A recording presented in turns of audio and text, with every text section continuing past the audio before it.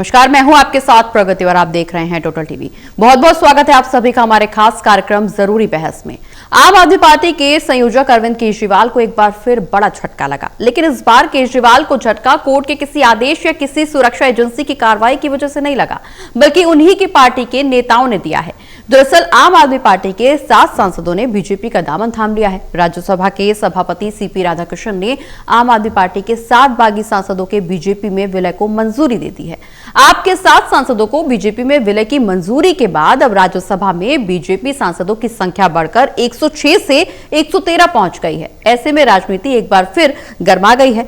जहां एक तरफ अरविंद केजरीवाल की पार्टी राज्यसभा में महज 3 सांसदों पर सिमट गई है, वहीं दूसरी ओर भगवंत मान ने इस मुद्दे पर विधायकों के साथ राष्ट्रपति से मुलाकात का समय मांगा है।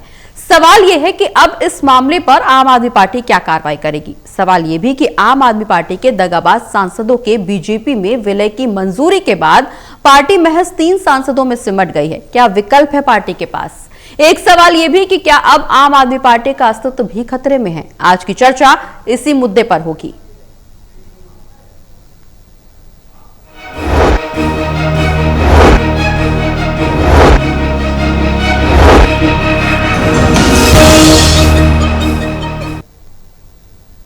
तो राज्यसभा के सभापति सीपी राधाकृष्णन ने आम आदमी पार्टी के 7 बागी सांसदों के बीजेपी में विलय को मंजूरी तो दे दी है। फैसले के बाद अब आम आदमी पार्टी में भी हलचल तेज है। आप नेताओं में नाराजगी फैल गई है। अब आम आदमी पार्टी के नेता राज्यसभा से इंसाफ नहीं मिलने की सूरत में कोर्ट का दरवाजा खटखटाने की बात कह रहे हैं।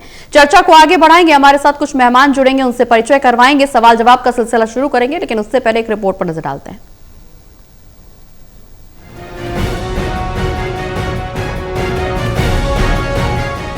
राज्यसभा के सभापति सीपी राधाकृष्णन ने आम आदमी पार्टी के 7 बागी सांसदों के बीजेपी में विलय को मंजूरी दे दी है।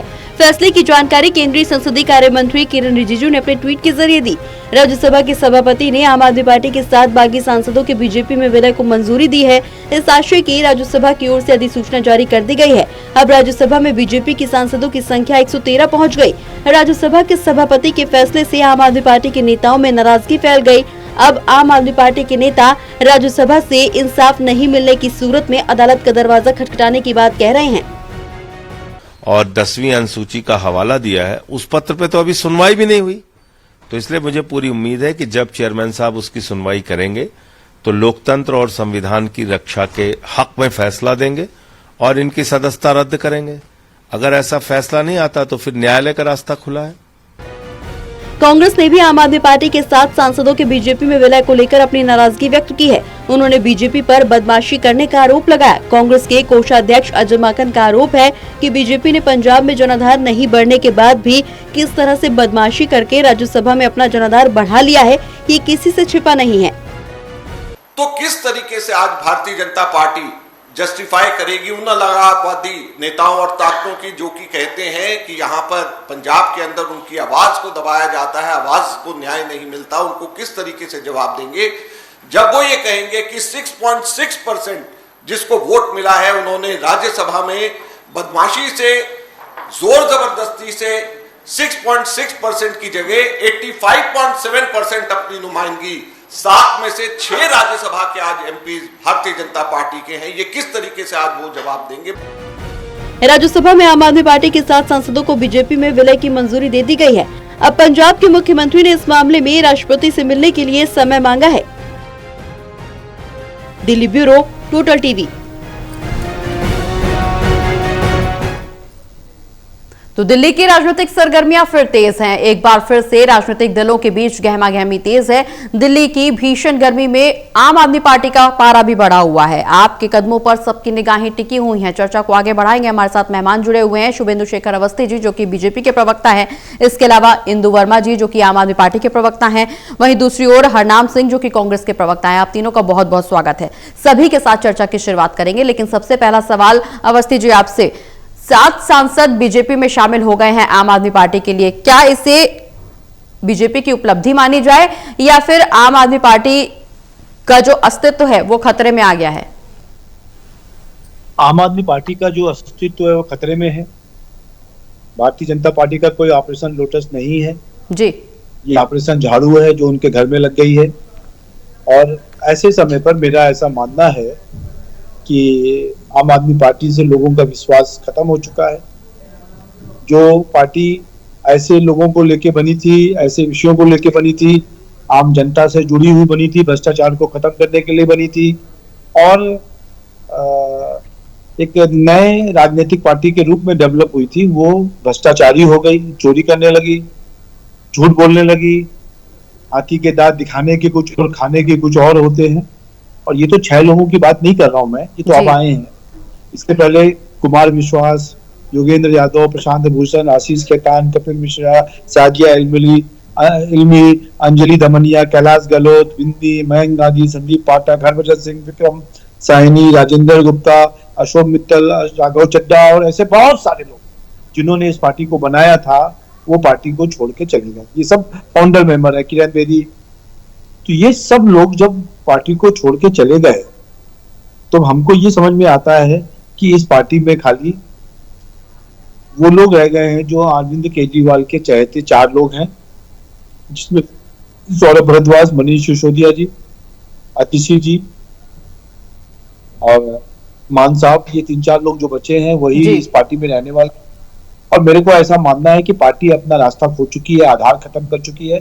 और अगले 2-4 दिनों में, 5 दिनों में आप देखिएगा कि जैसा जनता के बीच में से पता चल के लग रहा है कि आम आदमी पार्टी और पंजाब और दिल्ली में एक बहुत बड़े पार्ट के साथ अलग हो रही है। अभी मेयर का चुनाव था, 29 तारीख को होने वाला है, नॉमिनेशन के लास्ट डे तक। जिनके पास 104 सीटें हों उन्होंने अपना नाम मेयर का ना दिया है, और जिनके पास 7 सीटें हैं कांग्रेस के पास, उन्होंने अपना नाम मेयर का दिया। तो इसका मतलब यह है कि आम आदमी पार्टी को लगता है कि यदि हम मेयर के चुनाव में हम लड़ेंगे तो हमारे 104 में हो सकता है खाली 4 ही बचे या 70-75 चली जाए। इन सबको ध्यान में रखते हुए मेयर का चुनाव नहीं लड़ रहे हैं। मेरे को लगता है कि आम आदमी पार्टी अंदर से खोखली हो चुकी है और अब इसका कोई आधार न होने के कारण केवल केजरीवाल जी अकेले रह गए, ऐसा जैसा कि कुमार विश्वास जी अक्सर कहते हैं कि ये व्यक्ति अकेला रह गया। ठीक है, हरनाम सिंह जी आपके पास आएंगे, लेकिन उससे पहले सवाल इंदु जी से।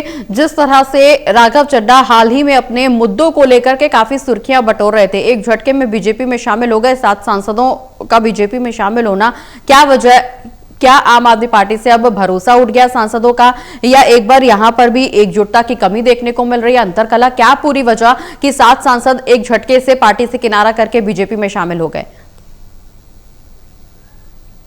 सबसे पहले तो आपको नमस्कार। देखिए, भरोसा उठ गया, छोड़ के चले गए। भारतीय जनता पार्टी जब 2014 में देश में जीत कर आई, उसके बाद से सारे असंवैधानिक काम भारतीय जनता पार्टी करती रही है। पहली बार हमारे साथ नहीं हुआ, उससे पहले बहुत सारी पार्टियों के साथ हुआ, आपको पता है। उससे पहले शिवसेना को तोड़ा है, उससे पहले और ऐसी कई पार्टियां हैं। कांग्रेस तो बेचारी बड़ी भुक्तभोगी है, उनके तो बहुत बड़े बड़े नेता वहां पे चले गए हैं। उनका काम है डराना, धमकाना और लोगों को अपने साथ मिलाना, क्योंकि उनके पास अपने नेता नहीं है। अभी शुभेंदु हमारे भारतीय जनता पार्टी के प्रवक्ता बोल रहे थे कि केजरीवाल के पास अभी कौन बचा है। देखिए, 7 लोगों से तो पार्टी नहीं चल रही थी। इन 7 लोगों ने तो पार्टी का फायदा उठाया। इन 7 लोगों को पार्टी ने क्या नहीं दिया। इनको पार्टी ने मेंबर पार्लियामेंट बनाया, राज्यसभा का MP बनाया, राघव चड्ढा जी को बहुत सारी जिम्मेदारियां दी, संदीप भाई को बहुत सारी जिम्मेदारियां मिली। ऐसा नहीं है, लेकिन आप सब जानते हैं अशोक मित्तल जी का ED का छापा पड़ा और 1 हफ्ते बाद वो पार्टी में शामिल हो गए। राघव चड्ढा जी की प्रॉब्लम क्या है कि राघव चड्ढा जी पिछले 1 साल से पार्टी के साथ नहीं थे। वो 1 साल से ना तो वो केजरीवाल जी जेल गए तब वो हमारी पार्टी में उनको ट्वीट किया, वो जेल से वापस आए ना तब वो हमारे साथ आए। वो मुद्दे उठा रहे थे कौन से, जिनका कोई लेना देना नहीं है किसी से। उनके मुद्दे दुनिया से अलग चल रहे थे। वो जनहित के मुद्दे थे, वो जनहित के मुद्दे थे इंदु जी, जनहित के मुद्दे थे, जनता से जुड़े मुद्दे थे। अच्छा समय बुरा समय दोनों में। इंदु जी, राघव चड्ढा के द्वारा जो मुद्दे उठाए गए वो जनहित के मुद्दे थे, जनता से जुड़े मुद्दे थे, किसी से लेना देना नहीं। इस तरह का वक्तव्य ये गलत है। नहीं, मैंने ये नहीं कहा किससे लेना देना नहीं है, लेकिन आप अपनी पार्टी लाइन ही भूल गए। आप अपनी पार्टी के, जब पार्टी में खराब समय चल रहा था, जब हमारी पार्टी के केजरीवाल जी, मनीष सिसोदिया जी, संजय जी जब तीनों जेल में थे, तो अपने राघव जी लंदन में अपना ऑपरेशन करा रहे थे जी। आपको समझ में आया जी? तो जो नेता इस तरह की अपनी सोच रखता हो तो उसका तो बहुत समय से पता था हमें कि वो कुछ ना कुछ ऐसा करने जा रहे हैं, क्योंकि उनका इंटरेस्ट हमारी पार्टी में, मुझे लगता है उनका तो उन्हें जो मिला इतना शायद ही किसी को। मैं अभी जान करूंगी बीजेपी उन्हें क्या देती है। और जहां तक बात है, आज अपने उपसभापति जी ने उनको आज भारतीय जनता पार्टी विलय करा लिया, उनको परमिशन दे दिया। अभी हमने चिट्ठी लगाई हुई है, उपसभापति जी ने भी हमारी चिट्ठी नहीं सुनी है। अभी वहां हमारी जब बात होगी तब हम अपनी बात रखेंगे। उन्हें आज अभी मैं आपकी टीम में देख रही थी, उससे पहले भी एक दो टीमें दिखा रहे थे कि उनको उपसभापति जी ने मान्यता दे दी है कि वो बीजेपी में अब मर्ज हो गए हैं। जी। तो ये तो देखिए बीजेपी के उपसभापति जी भी वो तो दे सकते हैं, उनको तो हम कुछ नहीं कह सकते। उनके बारे में तो अब सबको पता था, जबकि आप अच्छी तरह जानते हैं एनडीए घटक दल के ए.के. वाजपेयी जी, जो आई थिंक चिराग पासवान जी की पार्टी के प्रवक्ता हैं, उन्होंने आज से 3 दिन पहले जी न्यूज पे बोला, जी न्यूज नहीं सॉरी न्यूज 24 पे बोला है। आप ये खोल के देखने, मेरे पास ये मैं दिखा दूंगी आपको कि इनकी सदस्यता कैंसिल होगी। इवन जो होस्ट थी उन्होंने ये बोला कि सर आप क्या एनडीए खिलाफ बात कर रहे हैं। बोला मैं एनडीए खिलाफ बात नहीं कर रहा हूँ, मैं एक वकील हूँ, मैं अपनी वकालत की बात कर रहा हूँ। और ये 100% है कि इनकी सदस्यता जाएगी सातों लोगों की। तो इन्हीं के खुद के लोग ये बोल रहे हैं, इन्हीं के घटक दल बता रहे हैं कि गलत हो रहा है। हम हमारे बताने की जरूरत ही नहीं पड़ रही है, इन्हीं के घटक दल बता रहे हैं इस बात को। और मैं आपको मैं सुना देती हूँ कि वाजपेयी जी ने बोला है, कपिल सिब्बल जी ने 2 दिन पहले प्रेस कॉन्फ्रेंस करके बोला है कि ये गलत है, ये वहां मर्ज नहीं कर सकते, पूरी पार्टी का डिसीजन होगा, 7 लोग मर्ज नहीं कर सकते किसी पार्टी में जाके। लेकिन उपसभापति जी से तो हम कुछ नहीं कह सकते, हमने अपने लेटर उनको दे दिए। जब हमारी सुनवाई होगी तब हम उनसे बात करेंगे इस बारे में। अवस्थी जी, उपसभापति से कुछ नहीं कहा जा सकता, उन्होंने वो बीजेपी के हैं, अब उस तरह से फैसला लिया जा रहा है। इंदु जी का आरोप, उपराष्ट्रपति या सभापति या लोकसभा के चेयरपर्सन, ये सब लोग संवैधानिक पोजीशन पे हैं, बीजेपी और कांग्रेस के नहीं होते। पहली बात ये संवैधानिक नहीं, गलत, आप गलत बात कर रहे हैं। आप वकीलों की बात क्यों नहीं सुनते हैं? आप ए.के. वाजपेयी की बात सुनिए, आप ही के घटक दल के नेता भी हैं, एक बड़े वकील भी हैं। मेरी बात सुनो पहले। इंदु जी आपके पास लौटेंगे, अपनी बात पूरी करने दीजिए उन्हें, आपके पास लौटेंगे। लिखा हुआ है, उन्होंने तो कहा था, और उन्होंने ये भी कहा था कि मैं ये भी जानता हूँ कि ये होगा, इनको मान्यता मिलेगी। जी ठीक है, आप अपनी बात रखिएगा, पहले उन्हें अपनी बात पूरी करने दीजिए। एक बात तो सुनिए। इसलिए मैंने कहा कि वो जब सभापति बन जाते हैं या लोकसभा अध्यक्ष बन जाते हैं तो वो भाजपा के या कांग्रेस के नहीं रह जाते, सबके रहते हैं। पहला चीज जी, जैसे प्रधानमंत्री सभी के प्रधानमंत्री हैं, खाली भाजपा के प्रधानमंत्री नहीं है, आम आदमी पार्टी और कांग्रेस के भी प्रधानमंत्री। दूसरा चीज जो मैं कह रहा हूं, कानून क्या है कि जितनी आपकी स्ट्रेंथ है राज्यसभा में, उसका 2/3 पोर्शन यदि निकलकर किसी भी सदन का 2/3 पोर्शन यदि दूसरी पार्टी में जाता है, जो कि 7 संख्या है, तो मान्यता मिलेगी ही। इसमें कोई वकील के कहने ना कहने या यही संख्या यदि 5 या 6 होती तो नहीं मिलती। आप ये कि ए.के. वाजपेयी ने गलत करते, आप बोल दीजिए कि ए.के. वाजपेयी जी ने गलत बोला, मैं आपको सुनवा देती हूँ। अगर उन्होंने गलत बोला था बोलिए, गलत कोई भी गलत हो सकता है। देखो, आप कोई एक बात को लेके चल रहे हो, मैं तो आपको कानून बता रहा हूँ कि ये जो पास हुआ 2002 में अटल बिहारी जी की सरकार थी, उस समय पहले 1/3 था, फिर 2/3 किया गया, तो 10 में से 2/3 होता है 6.66, जो कि 7 संख्या है, इसलिए उनको मान्यता मिल गई है। और इंदु वर्मा जी, अभी आप कह रहे थे अशोक मित्तल जी की बात कि उनकी यहाँ रेड पड़ी, मैं तो खाली आपको ये कहना चाहता हूं कि जितने लोगों के नाम लिए हमने, या संदीप पाठक, तो आपके संगठन मंत्री है पूरे देश के, उन पे कौन सी रेड पड़ी, या हरभजन सिंह के ऊपर कौन सी रेड पड़ी, वो सब लोग क्यों छोड़ा? ये आपको अपना मन के अंदर सोचना चाहिए कि किसने, जो केजरीवाल जी के जो असूल थे वो खत्म हो गए हैं, इसलिए लोग छोड़ के जा रहे हैं। उनके जो दांत दिखाने के अलग और खाने के अलग हैं, इसलिए लोग छोड़ के जा रहे हैं। वो भ्रष्टाचारी हो गए हैं, इसलिए छोड़ के जा रहे हैं। वो दिखाने के लिए काम करते हैं, इसलिए छोड़ के जा रहे हैं। उनकी करनी और कहनी में बहुत फर्क है, इसलिए लोग छोड़ के जा रहे हैं। और ये आज का किस्सा नहीं है, ये शुरुआत से मैं देख रहा हूं, और अब अंतिम समय आ चुका है, क्योंकि आंदोलन से जन्मी जितनी पार्टियां हैं वो 6 साल से लेके 10 साल के बीच में ही चल पाती हैं, और आपके 10 साल पूरे हो गए। ठीक है, इस पर इंदु जी आपको जवाब लेंगे, लेकिन हरनाम सिंह जी भी हमारे साथ जुड़े हुए हैं। हरनाम जी, आपसे इस चर्चा को आगे बढ़ाएंगे। जिस तरह से आम आदमी पार्टी के सांसद बीजेपी में शामिल हो रहे हैं, आम आदमी पार्टी अब महज 3 सांसदों में सिमट गई है, कांग्रेस को कितना फायदा होगा? देखिए, इसमें कांग्रेस और बीजेपी की बात नहीं है, फायदा किसका होगा। सबसे पहली बात इसमें यह है कि भारतीय जनता पार्टी जो पंजाब के अंदर केवल उसका मात्र 6% वोट था जी, आज उसने चोरी से, बैकडोर से, ये ईडी सीबीआई इनकम टैक्स का डर दिखाकर इन सांसदों को जो अपनी तरफ खींचा है, तो आज उसका वोट परसेंट वह 86% हो गया। यानी कि वहां 7 सांसदों में 6 सांसद जो हैं वो आज आम आदमी पार्टी के हटकर भारतीय जनता पार्टी के सांसद बन गए राज्यसभा में उनकी स्ट्रेंथ बढ़ गई है। तो कहीं ना कहीं ये एक तरीके से संवैधानिक मूल्यों का हनन है और लोकतंत्र का गहरा भद्दा मजाक है। और जहां तक बात केजरीवाल साहब की है, केजरीवाल साहब ने जब इतने नमूने और अनोखे चुने हैं, जब आप सब जानते हैं कि ये ट्राइडेंट ग्रुप के मालिक जो होटल वाले हैं राजेंद्र गुप्ता, ये के कैसे राज्यसभा बने, इससे पहले कोई सामाजिक जीवन में तो थे नहीं, आम आदमी पार्टी में भी नहीं थे, कभी कोई जनता से सरोकार के मुद्दे नहीं थे। ये लवली प्रोफेशनल यूनिवर्सिटी के जो मालिक है मित्तल, ये जो सानी एंटरप्रेन्योर जो बिजनेसमैन है, तो ये इस तरीके के, यहाँ दिल्ली से सुशील गुप्ता, एनडी गुप्ता, ये तमाम वो लोगों को चुनकर लाए जिन लोगों ने पार्टी को आर्थिक रूप से मदद की है, इनका कोई लेन देन हुआ, सेटिंग हुई, कुछ हुआ। आज जब वो लोग आए हैं तो उन लोगों के कारोबार, काम धंधे, उनको कोई विचारधारा से सरोकार नहीं है, ना जनता से सरोकार है, ना सामाजिक जीवन में थे, ना राजनीतिक जीवन में थे। वो तो केवल पैसे मालताल दे के आए थे। आज उनको लग रहा हमें अपना सत्ता बचानी है, कहीं हमारे बिजनेस धंधे को चौपट ना कर दे ईडी सीबीआई इनकम टैक्स, तो उन्होंने उधर पलटी मार ली है। तो ये तो केजरीवाल साहब का एक तरीके से फेलियर ही हुआ है। और जहां तक राघव चड्ढा की बात है, राघव चड्ढा इनका ट्रेजरार भी था और पंजाब का सह प्रभारी भी था, और जितना मनी कलेक्टर राघव चड्ढा था शायद इस पार्टी में कोई रहा हो। रेत माफिया, खनन माफिया, सारे जितने वहां पर अवैध काम होते थे, शराब माफिया, सबके पैसे कलेक्ट कर कर ये केजरीवाल और पार्टी में लाकर देता था राघव चड्ढा।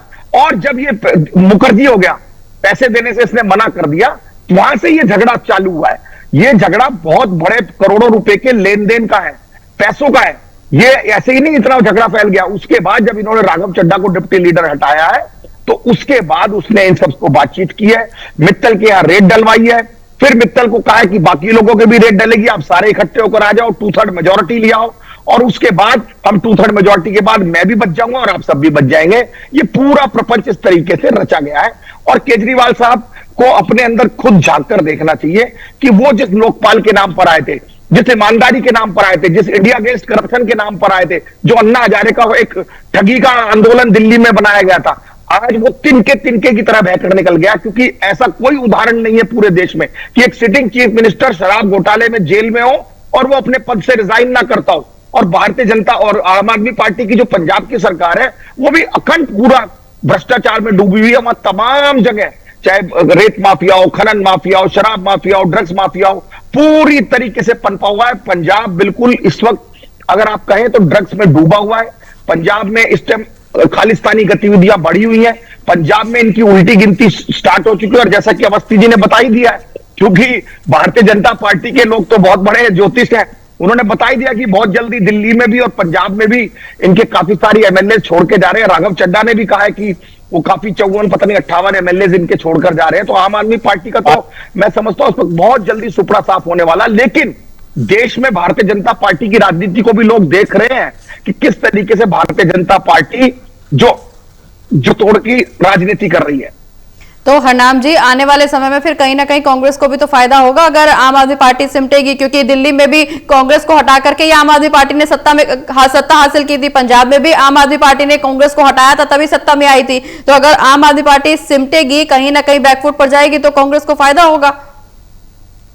देखिए, आम आदमी पार्टी की जहां तक बात आप कर रहे हैं, आम आदमी पार्टी तो जब भी सिमटे ना सिमटे, देश में अगर कोई स्वच्छ प्रशासन की, गुड एडमिनिस्ट्रेशन की अगर कोई काम कर सकता, वो केवल कांग्रेस पार्टी की सरकारें करते। दिल्ली का इसका उदाहरण स्वर्गीय शीला दीक्षित जी का 15 साल और मनमोहन सिंह के यूपीए 1 यूपीए 2 का उदाहरण है कि जिसमें सबसे ज्यादा डेवलपमेंट हुई है। और पंजाब का भी अगर हम उदाहरण लें तो जो पंजाब के कैप्टन अमरिंदर सिंह जब हमारे चीफ मिनिस्टर थे, या बेन सिंह साहब थे, पंजाब में आतंकवाद को हमने वहां सिरे से खत्म किया और पंजाब को एक रंगला और खुशहाल पंजाब बनाने का काम किया था, जो आज पंजाब पिछड़ गया और कर्जे में है। तो इसको ठीक करने के लिए केवल कांग्रेस पार्टी ठीक कर सकती है। देश में एडमिनिस्ट्रेशन चलाना और डेवलपमेंट करना कांग्रेस के पास ही है। बिल्कुल। शायद कांग्रेस में कोई ऐसा नेता नहीं है जिस पर ईडी सीबीआई की जांच पड़ी हो और ईडी सीबीआई की जांच के घेरे में कोई ऐसा नेता आया हो। शायद कोई ऐसा करप्ट नेता अभी फिलहाल कांग्रेस में नहीं है। इसी वजह से कांग्रेस सत्ता पक्ष की जगह विपक्ष में बैठी है। इंदु जी, जिस तरह से आरोप लगाया जा रहा है बीजेपी की तरफ से और